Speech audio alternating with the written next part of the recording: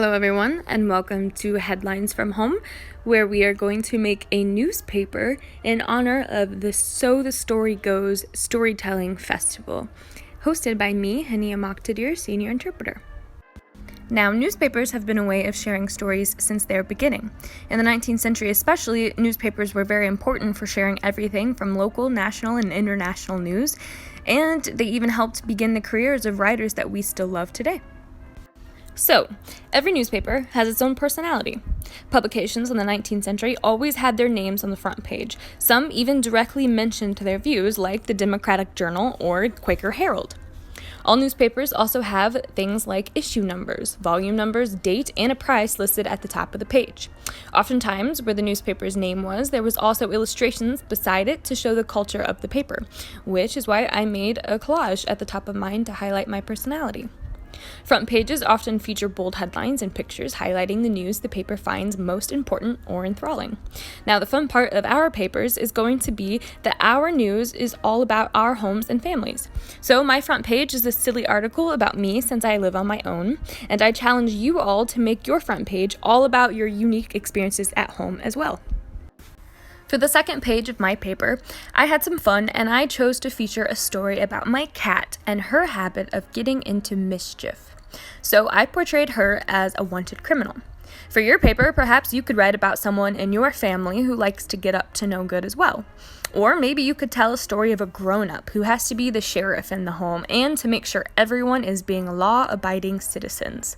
You see, the fun part of Headlines from Home is to try and make the most entertaining news up about things that would be regularly thought of as mundane. So go crazy. My third page is a hodgepodge of varying news. To make sure my paper is keeping one cohesive voice and staying true to my personality, I featured plenty of jokes and twists on typical newsprint practices. I featured sections of business and politics, but I centered them around silly things that happen around my home. I turned a traditional Dear Abby section into an Ask Mom section to poke fun at how much I call my mom for advice. And my personal favorite section is International News, where I put the spotlight on my brother who's in South Korea. In the 19th century, sometimes articles in the newspapers were the only way people had to experience other cultures and perspectives. So I encourage you all to celebrate the gift of having the world at our fingertips by creating an article about somewhere else in the world that you love or respect. So, arts and leisure will be the topic of my pages 4 and 5. I personally have a hobby of collaging and collecting magazines and newspapers, so I decided to feature a little of that on my page 4. I encourage you all to show off your talents or pastimes while you make your papers as well. And if it's a group effort of your entire family, the paper is bound to turn out even more interesting. Earlier, I had mentioned how newspapers were a starting place for writers in the 19th century. In fact, in the 1860s, Charles Dickens was having Great Expectations published chapter by chapter in papers to get people to read it. To pay homage to this practice, I have featured a poem by Robert Frost and an excerpt of the famous Greek myth about Icarus. This could be a perfect way to showcase any creations you have in your home or to reflect on your favorite stories or art here as well.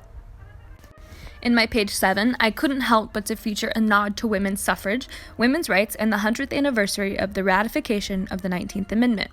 To show my respect, I featured political cartoons that were featured in newspapers during this crucial moment in history, along with current-day women who have excelled in their careers and are trailblazers in their respective fields, in part thanks to the women who came before them. This could be a wonderful way for you to reflect on your favorite moments in history and how those who came before us helped shape the story of our nation today. On page 8, I made a crossword puzzle with questions all about Prairie and featured a couple of conundrums in honor of the parlor games we play as 1836 characters as well. As they say, I saved the best for last. I think when most people think about advertisements, they consider it a current-day annoyance, but that really isn't the case. In fact, in the 19th century, there were pages in newspapers dedicated to advertisements, much like today, even including illustrations and catchy sales pitches. I decided to give my own advertisement page a fun twist by making every ad a nod to some of my favorite literature and storytellers. I challenge you all to try and make your own literary-themed ads and see what fun things you can come up with as well. This page marks the end of my paper, and it was so much fun to celebrate storytelling in this way. If you decide to participate in this craft as well, please post it and use the hashtag StorytellingCP so that we can see all the wonderful things that you all come up with. So have fun, and thank you so much for watching.